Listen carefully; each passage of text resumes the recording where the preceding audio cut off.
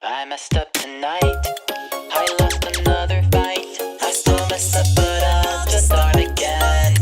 I keep falling down. I keep on hitting the ground. I always get enough to see what's next.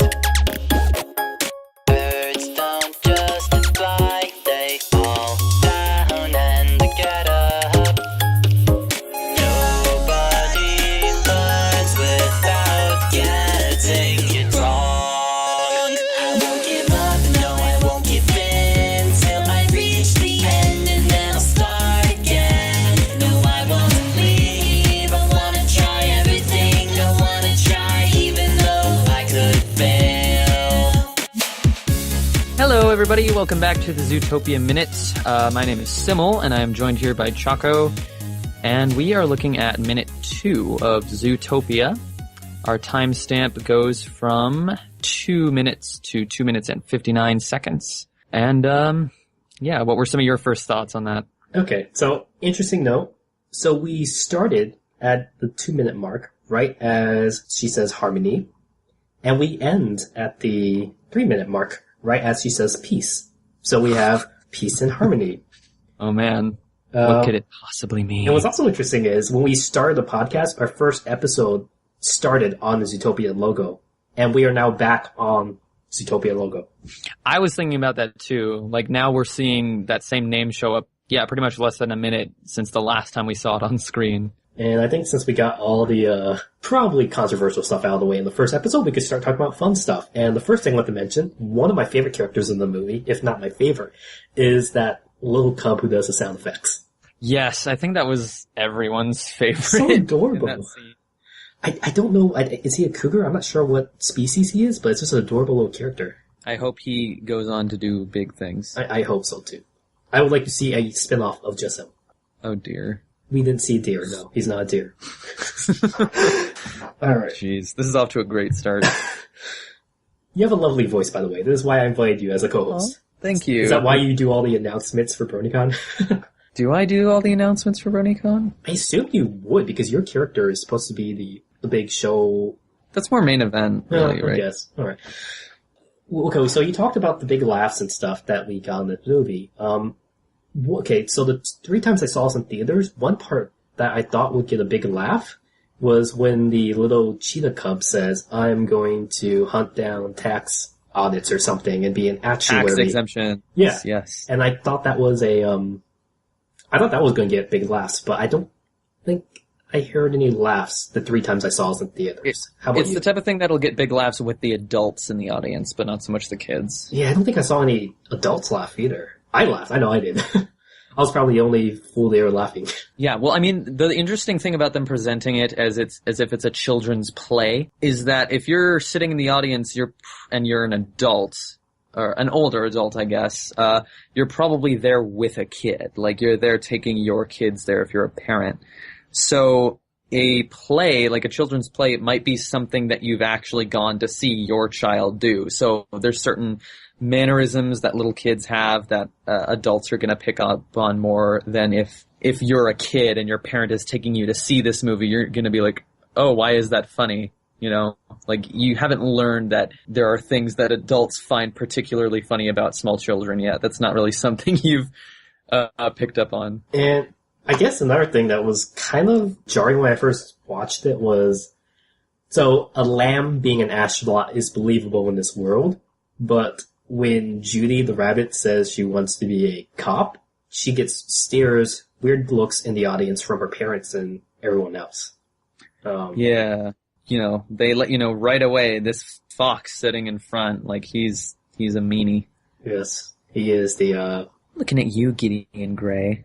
he's the big butt That of was the movie. fun. Yeah. Yeah. Actually, she reminds me of, I'm trying to think, the daughter in Bob's Burgers who wears the pink bunny ears. She kind of reminds me of that Louise? kid. Yeah, Louise. She reminds me of Louise. They're not voiced by the same person, are they? No, I don't think they are, but I've been thinking this whole time we've been watching these first few minutes, I want to know who voiced the kid version of Judy, because it does sound familiar. I just don't know where from. So in Star Wars Minute, I think there's a rule where they're not supposed to look anything up if they want trivial facts like that. They have to prepare ahead of time. So since we didn't prepare, we just watched these minutes and went straight in. Do you want to do a rule we can't use Google or? Sure. Do you want? Okay, we're gonna come in this all blind without using Google and stuff. If we had any interesting facts beforehand, we can bring that in. But yeah, if you catch us missing anything, you listeners out there catch us missing anything, feel free to email us. Hopefully, I'll get an email set up soon. So we don't know. Let's cheat. You look up the name. We're just ignoring our rule right up to that. Cheat. Okay. Look up the name. This is our one. We get one Google search an episode. How about that?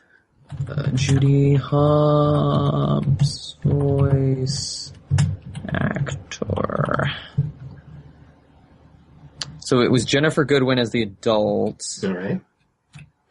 Let's see. What movie is she in again? What movies or TV shows? I do not know. Character info.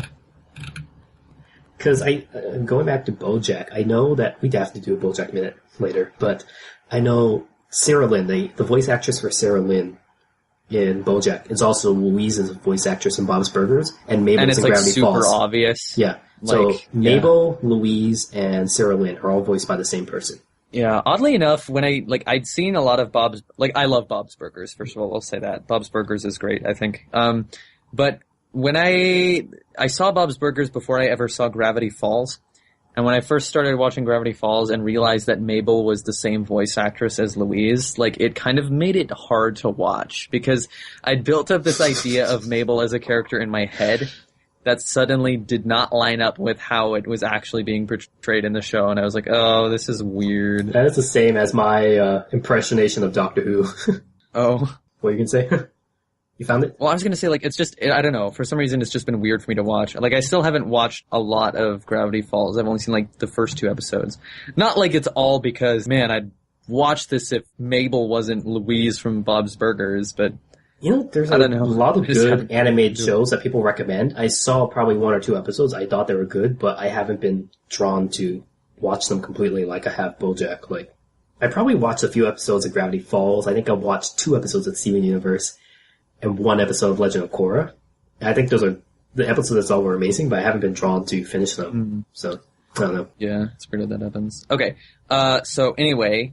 The actress for the child version of Judy, her name is Della Saba, and she's actually, I'm looking at her IMDb, and she doesn't really have a lot of other credits. Zootopia 2016, Shark Skin 2015, and The Letter 2012. So I definitely have never seen any of those other ones, so I don't know why it sounds so familiar, but because I can't have heard her before, so I don't know. She is not Louise then, even though they're connected by their bunny ears. No, that would have destroyed me if it had been the same. I have nothing against that voice actress either. It's just but it's weird. only for the first part of this movie anyways. She's going to be gone soon. Spoiler, she's going to be gone.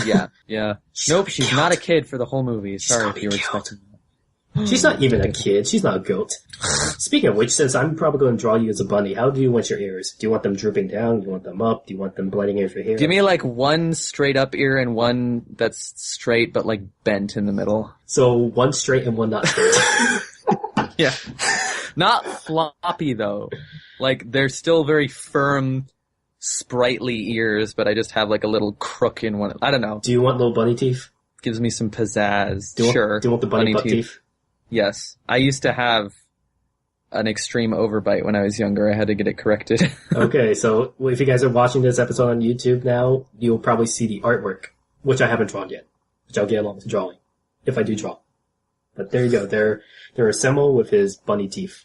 Woohoo. Okay, so we decided you're the bunny, I'm the fox. Yep. Okay, which is weird. I don't even identify what fox is, but I'll figure out how to draw it. I might have to do an Asian fox. I don't know. But anyway, so we have these 3... We technically have 4 characters kind of introduced at this moment. The 4 kid characters. 3 of them are irrelevant. We have the main protagonist being introduced, Judy Hopps, and we see her glimpses of her family in the crowd. And we see the first arc antagonist, Gideon Grey. Yes, the fox. Is he a hillbilly fox? I don't know. I guess they're just trying to sort of play him up as being not too bright, being the rural, he's a rube. Okay, what? I guess his sidekick is a weasel. The what's a weasel? He says Gideon's with a weasel, isn't he? I thought that was a raccoon. Okay. I don't know. I have to go back and look at it. I thought that was a weasel. But I noticed it's a very small character compared to Gideon. Yeah. Not large at all. Gideon is kind of large and foreboding. Whoever's next to him is probably just a lackey, you know? Okay, if it was a weasel, and a weasel character will pop up later in the movie, but that's what kind of gets me, because me and my brothers growing up, I think we kind of like the more crittery predator type characters. Like, we like sharks and snakes and bats and all that stuff. And normally those types of characters are portrayed as villains in all these cartoon movies and stuff. Like, you always see a snake villain, a weasel villain. And more often than not, you'll see, if it's not like in Lion King situations, you'll see the Predator as normally the villains in a lot of these movies. And while they, of course, subvert this here by making, predators and prey on equal standing, and of course, twist at the end, I still don't kind of like that the weaselly characters are weasels. Like, I understand why Nick has to be the fox, because Sly Fox stereotype, the name of the movie. But then you still have the other characters like the weasel as being the, they chose that species specifically for those types of characters.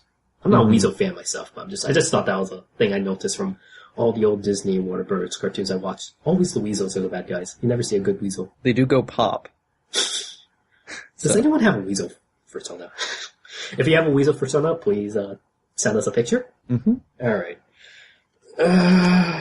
And what else do we have? Okay, so we got the cougar, the little cougar cub doing all the sound effects. Awesome character. And we start seeing what's going to be the main thrust of the movie, where Judy Hopps wants to be a police officer. And I guess based on the reaction of her parents, since we haven't seen the movie yet, this is something that's not looked highly upon in this world. Mm-hmm.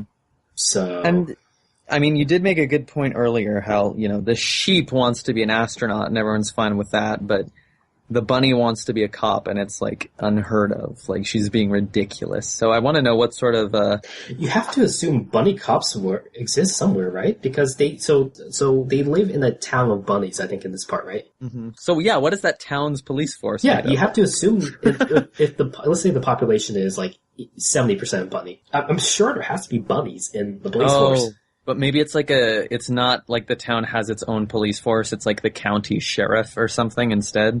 So maybe there has to be a local sheriff or something, right? Yeah, but maybe there's other population centers in this county, and so the sheriff's office is not necessarily, like, gonna be filled with bunnies. It's gonna be other random rural living animals. I guess we'll have to debate, we'll definitely debate this later when we actually see the town of Zootopia, when we see the city of Zootopia, but at this point, all we know is certain species have to fill certain roles in society. I think that's the impression you got, right? Yes, that's certainly something they try to emphasize heavily, for sure.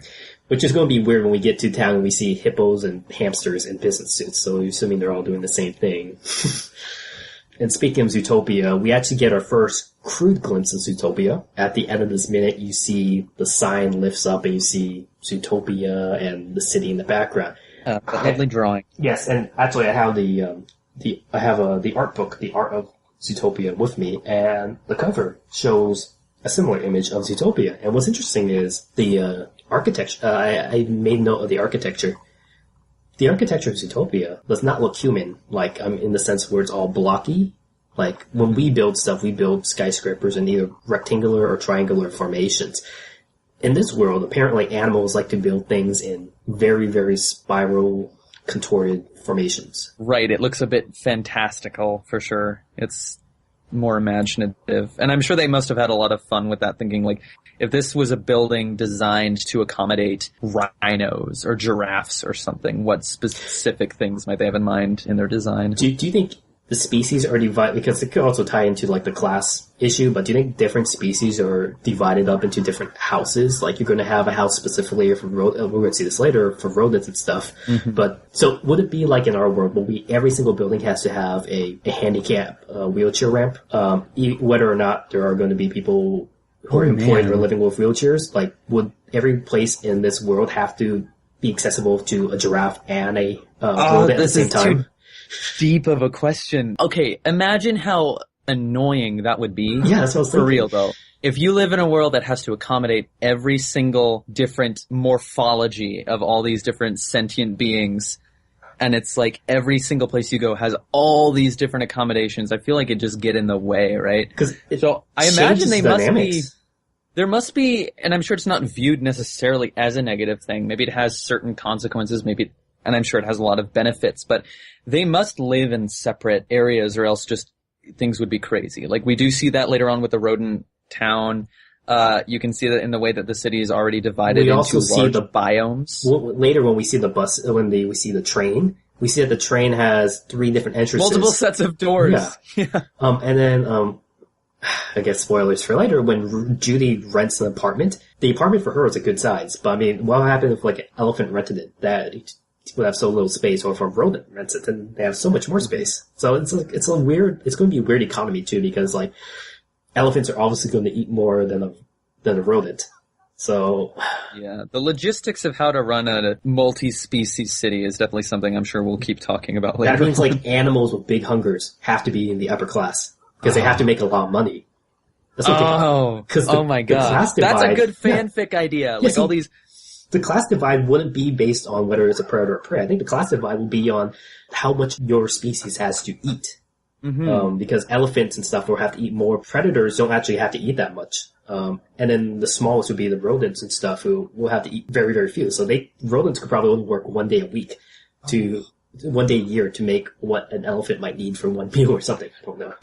That's super interesting to think about. Yeah, that's a good fan fiction concept. Like some sort of top of the food chain animal that's supposed to be in high society, but they just didn't make it. And so it's hard for them to even get any sort of food that they need or anything just because it's so unforgiving for them to be in this part of the social strata. I think once we get this podcast really going, we have to have listeners write fanfics and send them to us based off our ideas. So I think that was a good discussion on that episode. Is there anything else you want to say about it? Not too much. Can't wait to see where this goes. All right. Would you like to say goodbye to our listeners?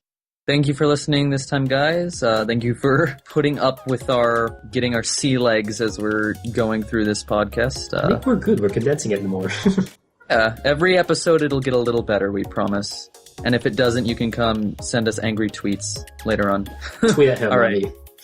Which, by the way, you can tweet me at Coldanio. I'm sure the spelling will be in whatever description that you decide to write. Don't forget. And you could tweet me at Visual Histories on Twitter. So just Visual Histories.